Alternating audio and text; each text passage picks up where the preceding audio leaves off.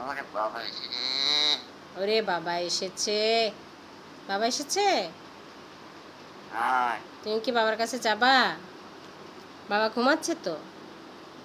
সোনাটা, কলিজা, কলিজা বাবা, মাছ খেয়েছো? হ্যাঁ, ও আরেকজন বলছে হ্যাঁ খেয়েছি। ও তো মাছ অলরেডি খাচ্ছেই।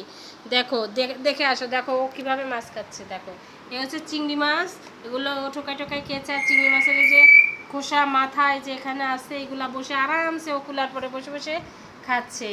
এই যে ও খুবই দুষ্টু। আর এই জিমিটা বসে আছে চুপ করে ঝুম মেরে।